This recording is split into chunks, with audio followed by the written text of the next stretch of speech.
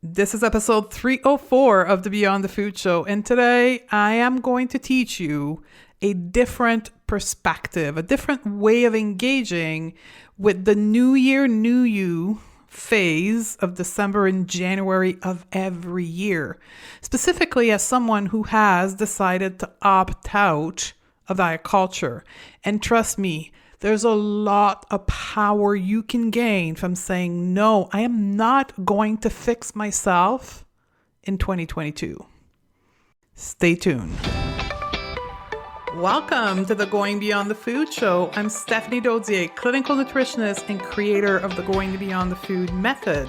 And after a 25-year dieting career that started at the age of 12, I decided to say hell no to diet culture and undiet my life. It is now my mission to help women undiet their life. If you're new to our podcast, be sure to grab our free podcast roadmap at stephaniedozier.com/roadmap. Ready, sisters? Let's do this. Welcome back, my sisters. I have a quick story to share with you. Something that happened this weekend that I think a lot of you probably would enjoy. I was getting ready. And I'm still getting ready right now for a photo shoot that will be happening in the second week of December. And it's been a very interesting experience. On Sunday morning, I was trying on some clothes and putting some outfit together, and I felt amazing. I was moving through this normally, if there's such a thing as normal. And I wasn't realizing that I was going through this normally until lunchtime on Sunday. I made myself a poutine.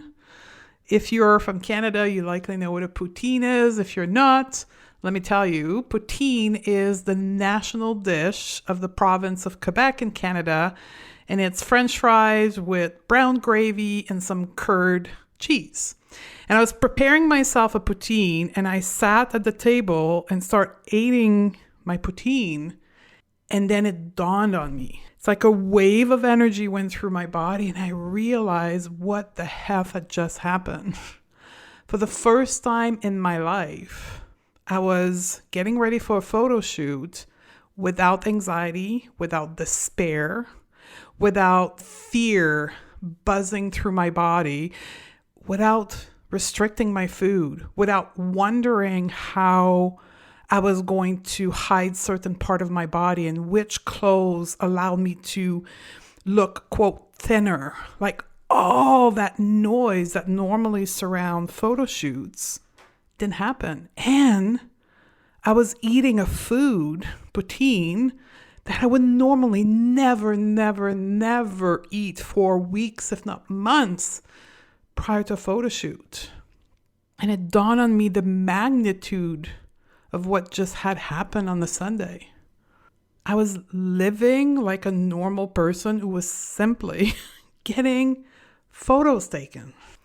And I want to finish this story with two things. Number one, to say that the magnitude of this event and the significance of this event is mainly in the fact that I didn't have to psych myself up and prep myself up and do a whole bunch of mindset work prior to like trying on the clothes and putting the outfit together. I just did it normally.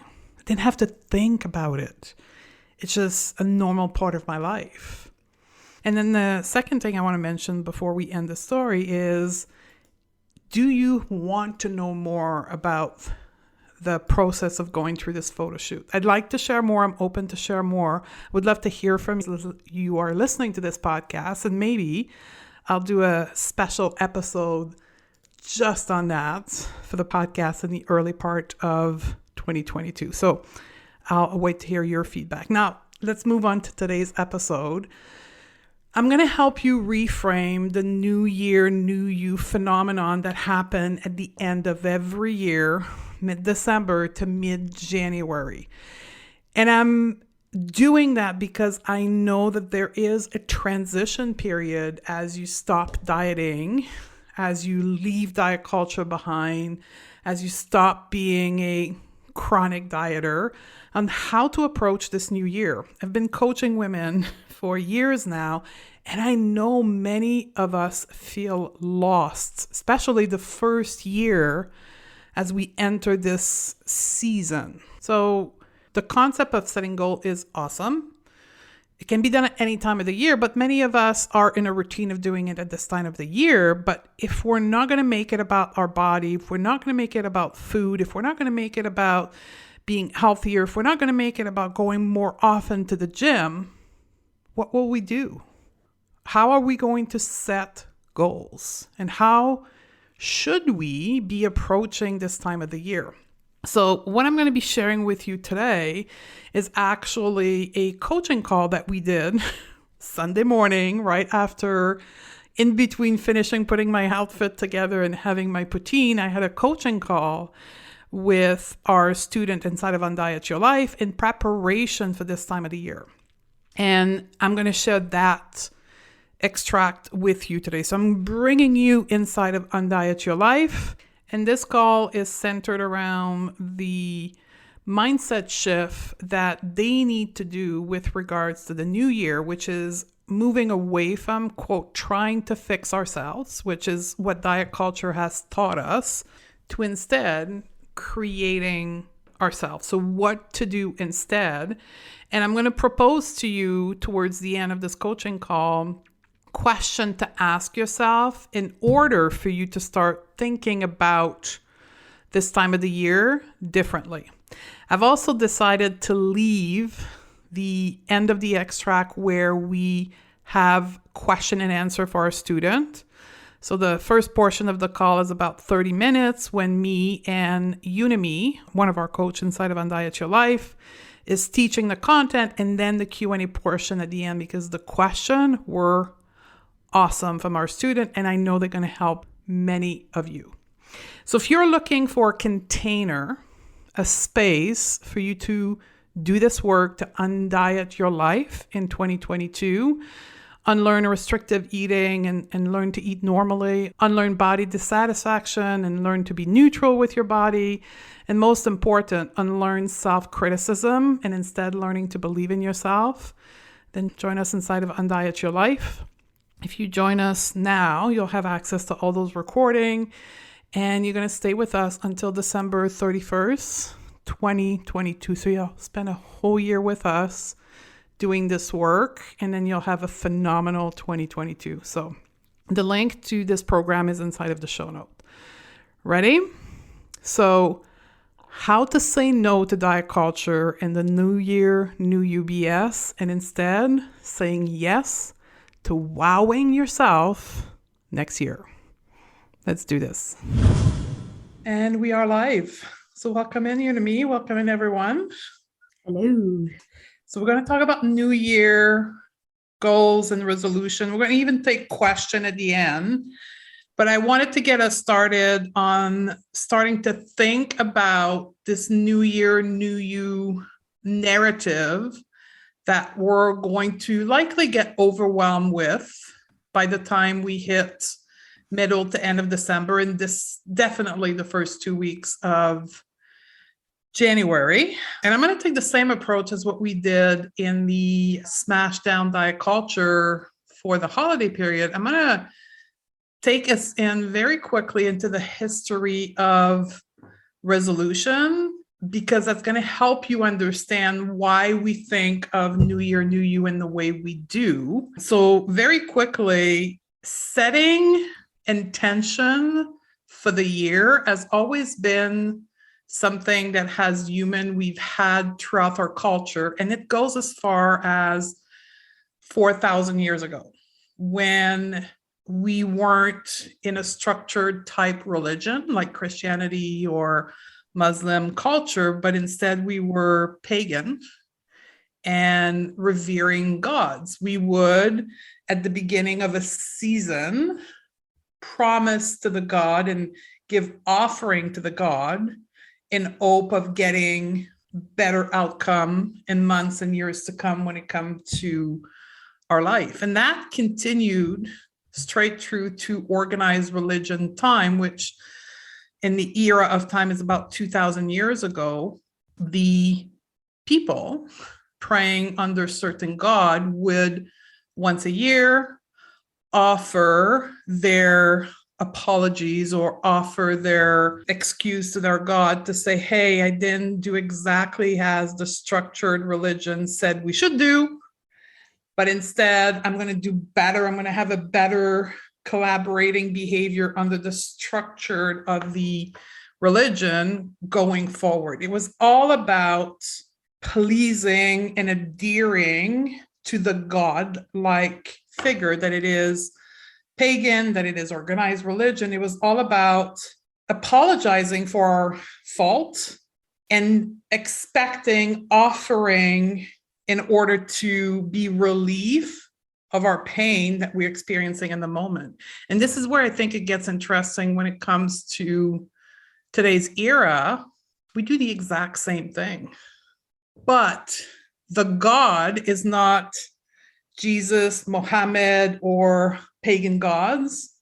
It's diet culture. We are demanding, we are hoping if we collaborate better under the structure of diet culture, whatever that demands at the time, either a way of eating, a size of body, a look, that if we adhere to the rules better, we will be relieved of our pain. The God may be diet culture. It also is the thin ideal. When we're pursuing the thin ideal, right, a smaller body, what are we hoping for? We are hoping for that our life will get better, that our pain will be relieved, that we will have the happiness, the health, the thing we are chasing because we are adhering to the rules that are outlined for us. And it's interesting when you start looking at history and you're looking at how we do, that really nothing has changed, just that the God has a different name. That's such a fascinating insight. I actually wasn't aware of that. And now that you say it, I'm sure everyone listening is like, oh, I could definitely see how this is like we've made diet culture the end all be all. Yes. And we assess ourselves at the end of the year. And then at the beginning, we like, okay, I didn't do this. Now I have to make sure that coming in the new year, I do this. Mm-hmm. And here where I want us to reflect a step further, even though it doesn't work, right? Because we've all set promises at the end of the year, at the beginning of the year, did the resolution thing. Even though we have proof year after year after year after year that it doesn't work, we still do it. Yeah. Why do you think we do it? What's your perspective on that? For me, I think we've been sold this idea and that there's something wrong with us, right? So if a guru is telling you, if you just eat like me and move like me, then you'll be like me. And they're showing before and after photos of people who have done like them and become like them. And we feel, well, I must be the only one, which is something I hear a lot in coaching. It's like, I feel like I'm the only one who just doesn't know how to get it, right? And every year new things come out. Oh, this is the one that's going to fix it. So we just, okay, if I just give it one more try, I'm not trying hard enough. Yeah, it becomes, we blame ourselves for the thing not working instead of looking at the thing and say, hey, maybe the thing is not working. Maybe it's not me. We blame ourselves for the thing not working. And here where it gets crazy is we're all very smart people here today. Every single one of you sitting on this call here is a smart, independent woman. You've landed here because you have the privilege to be able to be here financially. Like there is a part of you that is functioning at a very high level, just like me, just like you and me. Yet we look at around us and we know that diets don't work, not just because of us, but because of our sister and because of our cousin and because of all the statistic we hear, right? The 91% of diets that don't work and 40 to 50% of resolution that fail within the first 3 weeks. And yet we still blame ourselves. So I want you to reflect on this, and I want you to reflect on all the past experience with resolution, with promises you've made to yourself, and say, is it even possible that maybe it wasn't me? Is it possible that there is something else? Is it possible that what I was chasing after maybe wasn't well identified? Because are we really chasing the better health? Are we really chasing the smaller body? Are we really chasing the perfect health? Is that what we're chasing? What are we chasing? We're chasing the feelings that we hope we'll get, right? Yeah. If you finally get that body, then you'll be happy. Then you'll be lovable. If you finally can adhere to the gym regimen, then that means you're responsible. It's whatever the feeling is associated with that goal, that's what we're chasing. But we always think it is about the goal. I know for me, as many of you know, I've dieted for close to in and about 25 years. And I literally spent 25 years chasing ease, chasing peace, chasing confidence. And although it was at the time available to me right away, I didn't think it was accessible to me if I didn't have the thin body to put like the key in the door, right? Like for me anyway, it was like the thinner body was like the key in the door. And then I would be allowed to like turn the key to get that peace, that confidence, that ease, that happiness, and the health that I was chasing. That's such a strong image. Like when you said it, I had goosebumps because it's so true. It's almost like those people know the secret. Yes. Like if you can just get that one thing, then you can have access to all the other things. I wanted the relief when I look back, right? When I was doing resolution and chasing the new year, new me, that I'm finally going to get the key to put in the door. Today, I can look back and I was chasing the relief of the suffering. I was chasing the relief of the pain. But what I was really chasing is the relief of being me. Yeah. Yeah. So hard. Was wrong, right? And I wanted a relief from who I was. Yeah. That's so hard when you tell people that though. Because nobody wants to hear that. It feels like you just like slam them in the forehead and it's like everything would just feel so much better if you can sit with just the discomfort of getting to know yourself, of getting to understand yourself. It is. But again, and I just want to make it like I want to put the bow on the gift, the discomfort that you're calling out here, right? The discomfort of hearing that and then realizing that's perhaps what we co-opted, what we did, is again just a feeling. The feeling of discomfort, right? It's a feeling of being not at peace or feeling of not being confident or self-doubt, like whatever the feeling we want to avoid or the feeling we're feeling today because we're realizing that we were trying to get away from ourselves. It's just feelings. It's just emotions, right? The intolerance that we think we have for our body, right, is actually not to the physical body, like that layer of tissue. It's to the feeling that our thoughts create towards our body. Yeah. All this time we're chasing away from feeling certain things.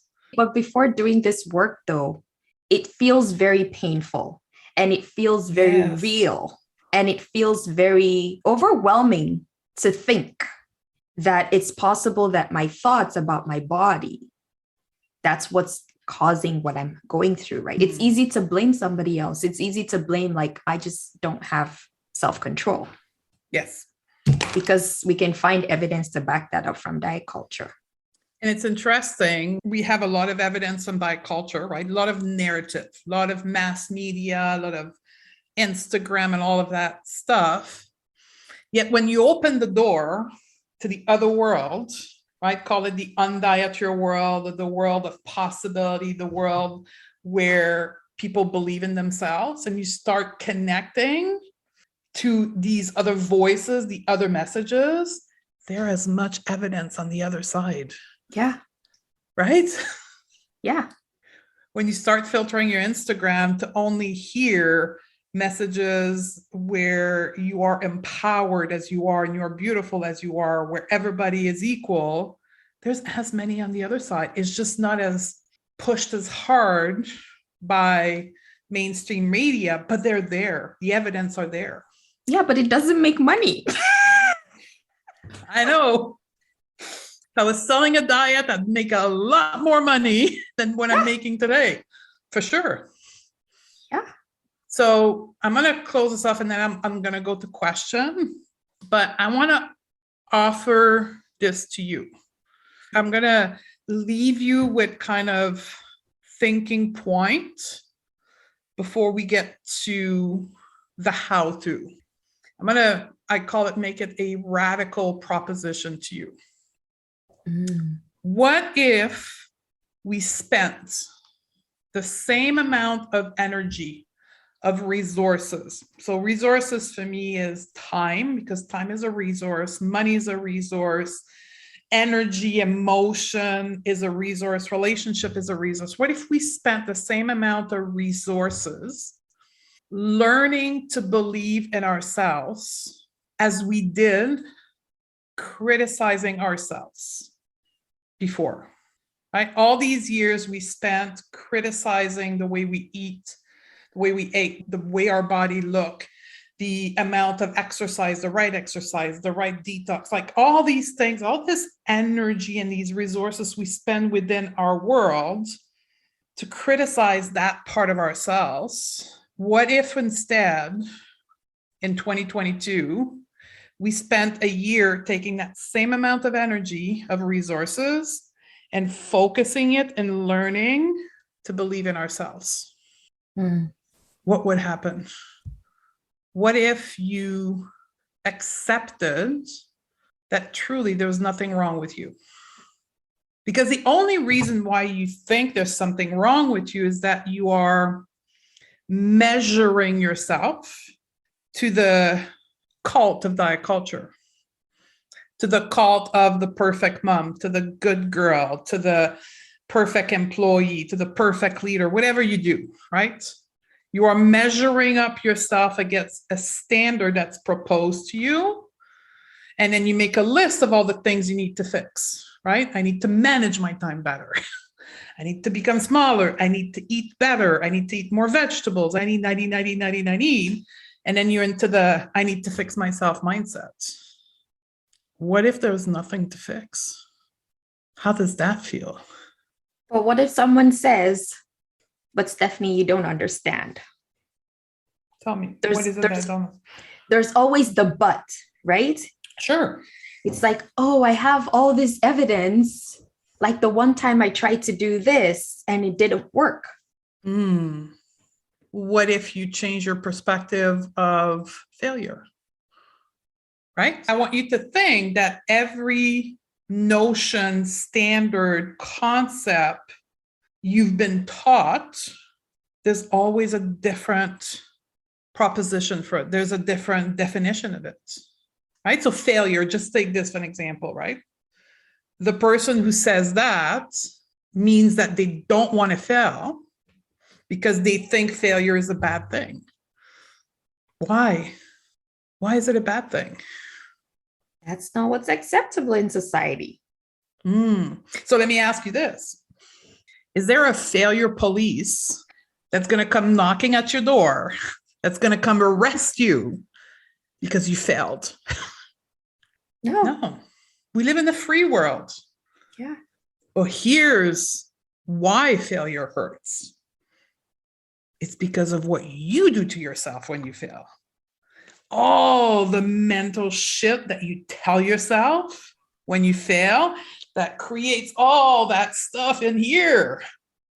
The pain, the sadness, what's the other emotion when you fail? Sadness, fear, disappointment. All of it is created by the way we treat ourselves when we fail. So what if instead you learn to have your back? Yeah, that's powerful. What if you acted towards yourself the same way you and me act towards your kids when they're learning to do something? Yeah. Like, for an example, when your kids, they learn to, I don't know, use a computer or walk, and they trip and they fall, what do? We just laugh about it, pick them up, and we keep going. Do you scream at them and say, you're a terrible toddler, you don't know how to walk? No. You should know how to walk, and you yell at them? Like, who would do that? Nobody. No mom would do that, right? What if we treated ourselves the same way we treat our kids? Get this. So the other day, for people who may not have kids, I heard this analogy and I thought it was so great. Some people have pets, right? And the pet will pee in your house, they would poop all over the place, and you would still clean it up. You're not hitting them. You're not yelling at them, right? Like you go through a lesson period, but otherwise you just lovingly correct and you still clean up their crap. But we don't do that for ourselves. What if we did? What if we did? What would happen if we did? How would our, I don't want to say our success rate, but how would our journey towards creating something new in our life, how easier would it be and how faster would it be if you didn't have the self-critical person, that second part of your brain, waiting for you to beat the shit out of you because you didn't hit it out of the park the first time? Yeah. That's so powerful. And I think it's all this idea of creating something new. You just have the intention, then you stop focusing on how, but you just focus on being. Yes. So what if instead of trying to fix yourself, our intention was to create ourselves? Yeah. Right? We spent our time, our energy, and our resources learning to believe in ourselves, to be our ally, to have our own back, to constantly remind ourselves of the possibility we have as a human living on this planet. What would your life be like, feel like, and be different? What if we decided that we would see the magnificence of ourselves that we are, that other people see? What if we learn to do that? Because clearly, I bet you if I was to ask anyone listening to this, do you want to believe in yourself strongly? Everybody would raise their hands, right? Everybody wants that, but we don't know how to do it anymore. We knew at some point, and then all that shit happened, and then we lost touch of knowing how to do these things because we spent 20 years learning how to eat perfectly and how to shrink our body and how to count macros and calories and go to the gym twice a day and spend an hour and a half every day between the gym and cooking our meals, and all these resources in our life we spent adhering to diet culture instead of building ourselves up. That's my proposition to you. So I want you to have these questions sit with you. And then on the next segment, right, we will talk about how to do, right? So we're not going to give you a meal plan. We're not going to give you a 5-step process with 15 checkpoint lists. It's not like that in this other world, right? It's not the way it is. But that's why I'm using, for those who are listening, I'm using air quotes right now. For those who are visually, you can see I'm using air quotes. We're going to give you a to-do, and here's some teaser for you.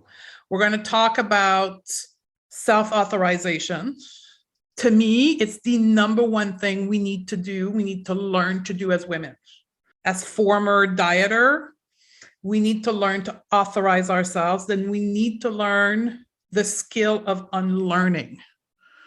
That's another thing we have become, because of diet culture and dieting, great learner to a deer. Like, freaking give me a 15-point checklist, right? I can do that. We're good at that. Dieting has taught us to adhere to a step-by-step process. Now we need to learn to not live like this. We need to unlearn that. And then the last piece I'm going to leave you with is hustle culture.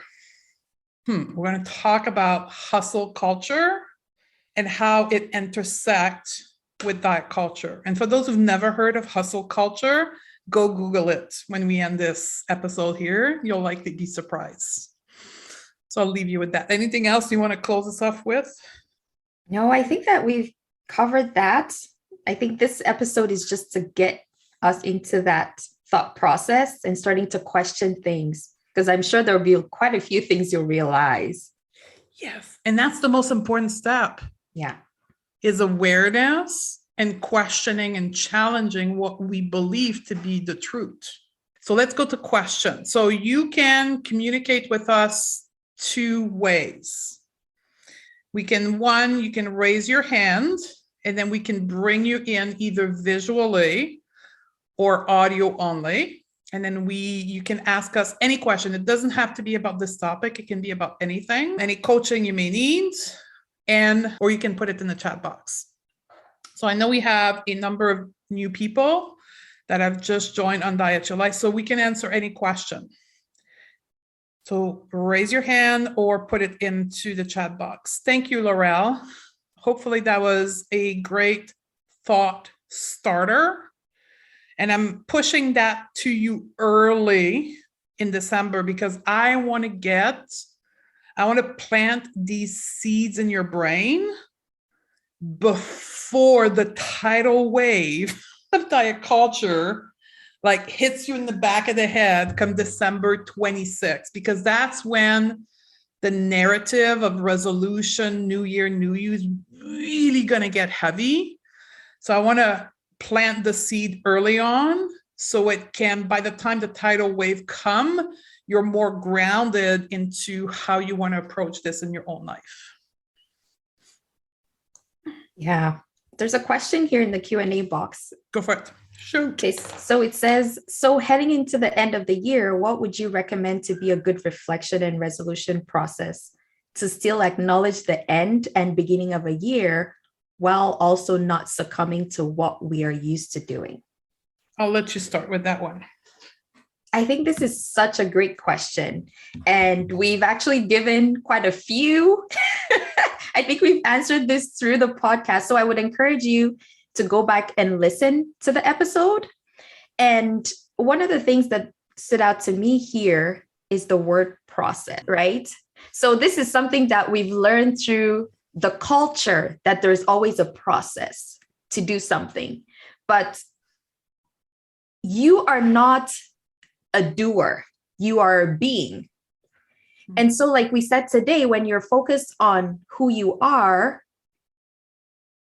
and the thing about you not needing to be fixed, but just living and creating, the process doesn't really matter. Because you're thinking about you're thinking about based on what I'm feeling, based on where I want to go, who do I need to be? That's what's going to guide you, right? Because if we tell you, well, do this and do that, this is just diet culture coming back in because you're looking at someone telling you this is the way it needs to be. But there's no right way. There's just your way. And the way to get there is to really come back into yourself And if you need a process for reflection, let's not think about success. Let's not think about what's considered success. Define that for yourself, right? What is good enough for me? What does success mean for me? What is the feeling that I'm hoping to gain? And let that guide you, right? Because you don't want to go back to what you've been used to doing. Like Stephanie talked about, next week, we're going to talk about unlearning. I think that's also the part of the process. It's unlearning what we've been used to doing. I'm going to add something completely different. The period of the year where we set goal is traditionally December and January, right? And this is not just in personal, this is business-wise. Most financial year end in December and we start the new year. I just want to invite you to say, number one, I'm talking about this because I have diet cultures like loudly. So I'm talking about it because I'm following diet culture and I'm trying to like prevent you from suffering, but know that it can be done anytime. We can set goal any time of the year. We can reflect any time of the year. That would be one thing. Can we, instead of waiting 12 months, can we reflect every month? Right? Can we, and reflect in the good, what we've did, how much we believe in ourselves, how much we created, and also in the things we want to create. So the point number two to answer your question is, so for those who are listening live, there will be a podcast coming out tomorrow on our feed that's titled Knowing What You Want. Okay, so that's the private podcast on Monday because I knew this was going to happen. I knew this was going to be the question because here's the highlight of this podcast. Once we spent, and this is what happened to me, and maybe that's different for you, but from coaching thousands of people, I've seen this. Because our entirety of goals have been around health and weight, we've never bothered asking ourselves the question, if it's not about weight or health, what else do I want in my life? Like I had never asked myself till I hit my 40, if I'm not striving to get a thinner body, what else do I want in my personal life? And when I was in the corporate world, it was like always the highest level, the next position, the next thing. I never looked outside of that. So I didn't have the skill set to know what I wanted. So this podcast is going to help you greatly understanding and asking yourself the question to know what you want. Did we answer the question? I'm not looking at the question here, but is that good? I think you can answer in the chat if you don't want to come on and let us know if that was helpful. That was a good question. So the skill set of even like understanding what we want beyond food and body. And part of unlearning, I'm just going to offer all of that to you since you're joining at this time of the year here for the new people. Perhaps your goal is unlearning a dieting way of eating, unlearning hating your body, unlearning criticizing yourself, right? That's what we offer you here in the constraint of this program here, where you have a module to unlearn the controlled way of eating you've been used to. You have a course to learn to be neutral with your body, which you were when you were born. And then there's a module to learn to stop criticizing yourself and have your own back, right? So creating an intuitive eater, creating a woman that's neutral with her body, and creating a woman who is supportive of herself and has her own back. Okay, what else do we have? Do we have anything else in the Q&A box? No? Okay, one last call up. You can either drop it in the Q&A box, which Unami is monitoring right now, or in the chat box. We can help you with anything.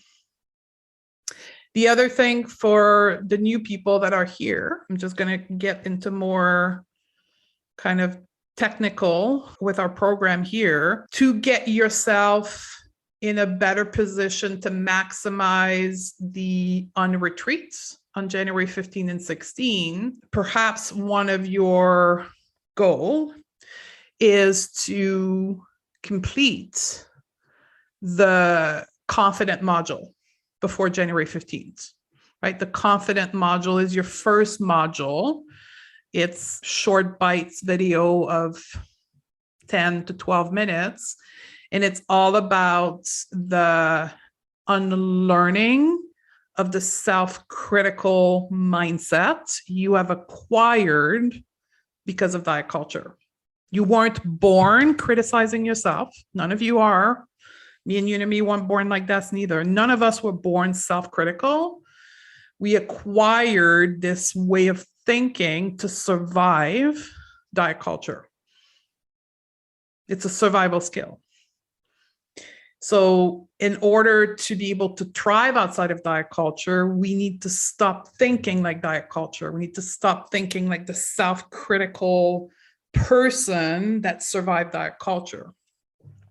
So the confident module will teach you how to do that, how to unlearn that self-critical self. And that could land you, if you have the time, on January 15th in a capacity to take in the unretreat at a different level. Anything else you want to add to this, Unami? Actually, no, I think that's a great goal. I think that it kind of, for people, again, because some people might be new to this and coming from a mentality of tangible things, right? Yes. It's like, what do you mean emotions? So even just something like that, having that as a goal, I'm going to go through those modules. Then you plan it the way you want for the next couple of weeks. And then that's something that you can hang on to and say, you know what, this is what I did for myself. And that's going to help you grow your own self-concept as well. Yeah. Like if I can get into this space of learning not to criticize myself, learning to let go of black and white thinking, learning to let go of these kind of thought patterns, then I can build on that and continue for the rest of the year. Yeah. And I know some of you are probably thinking, where's the list? Right? Right. And that's the point of the story here. Some people are get into Undiet Your Life and they're lost because there's no timeline. There's no Tuesday, I need to do this. And I need to that's the point. The point is to give you a little bit of structure and to say, okay, there's modules and there's lesson 1, 2, 3, but you do it at your own pace, on your own time. You have a year to do all of this, right? And the content is very short. 85% of the content in this program is 10 to 15 minutes. The big masterclass can be longer, but the content is short because we have to stop intellectualizing this process, right? The video is only 12 minutes because that's the least important part. The important part is what happened after the video. It's the integration, the reflection, the 1 or 2 little exercise we give you to write or do. That's where the juice is at. And again, coming from diet culture, that's a revelation because diet culture was about action points. I want you to talk about, because now you're saying that, I'm thinking for someone who's freshly out of diet culture, they might be thinking, well, then if it's just that simple, it's not going to work. So yes. I want you to talk about that. For sure. So the simplicity is what's hard. Okay. I want you to sit with that. Simplicity is not easy for us when we're leaving diet culture. When we're leaving diet culture, we have been trained for years and not decades of things being complicated and the success being attached to the level of complication. Okay. And I want you to reflect beyond food, beyond body, beyond exercise. I want you to think about also, just reflect for a minute how you're approaching your career, your heart, whatever you are. If you're an artist, like the way you're approaching art, or your career, your profession, are you overcomplicating there as well? Right? The simplicity is what's difficult for us. And what if we had never complicated food? What if 15 years ago, or 25, well, no, I'm keep adding years, but 30 years ago for me, I'm just going to take me, reflect on your own story. What if 30 years ago, when I was 12, I wasn't given a complicated way of eating at Weight Watcher? What if at 12, I would have carried on eating intuitively? Never complicating food. Where would I be? I wouldn't be here today, I can tell you that much. Right? I wouldn't be here because I would just be a normal eater who never dieted. Right? I don't know where I can tell you my body would probably be smaller, because I know for a fact my set point is fucked up. Right? I've lost hundreds of pounds. So now my body's completely fucked up. I can guarantee you my body would probably be smaller. To what degree, I don't know, and I don't care, but it would be smaller because I wouldn't have the side effect of dieting so many times. So the simplicity is where life is. It's where happiness is. It's where confidence is. It's where peaceful is. And it's counterintuitive and counterculture. But learning to make things simple is the work. I'm ended there. Did I answer your question? Yeah. And something you said that I wanted to tag on was, what if at 12, I wasn't given this strict regimen with Weight Watchers? And what if your worth wasn't tied to your size, to your ability to control your body, to your body's ability to conform? This is what I want to leave us with, because a lot of us will think, well, yeah, even if I wasn't on a diet, but this is another part of diet culture and patriarchy that we don't really talk about, or you won't hear a lot of people talk about, is the tying of your lovability, of your worth, on your ability to have self-control, your ability to hustle and put in the most effort and sacrifice the most amount of sleep and rough your body up just to get that achievement. This is part of the work, is uncoupling that. Yeah. And accepting that we're worthy. Yeah. That's fucking hard, people. Sorry, the F word. But like, I have been on many diets and lost hundreds and hundreds of pounds. It was nowhere near as hard for me to simply accept that I was worthy without doing nothing. Yeah. No reason at all. Nothing. And nobody cheering you on. Mm-hmm. Because your cheering is coming from you. That's hard. Yes. So, anything else in the box? Thank you, Erica. So delightful to see both this chat and how work built on each other as well. I'm taking away being and not doing. See, that's good. Okay, folks, we're going to see you next Monday at 2 p.m. EST. That's when we're going to have part 2. And then you can bring any question that it is about the modules, that it is about anything within the program also. And we'll be here to answer it as well.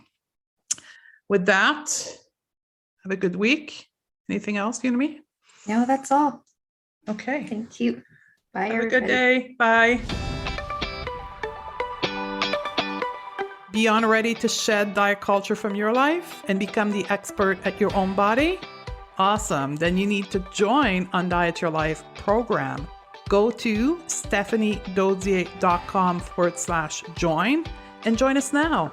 Undiet Your Life is the first program of its kind with the unique combination of mindset, life coaching with intuitive eating and body image. Find your freedom, reclaim your power, and take control of your time so you can refocus on what really matters to you. Join Undiet Your Life at stephaniedodier.com/join, and I'll see you on the other side.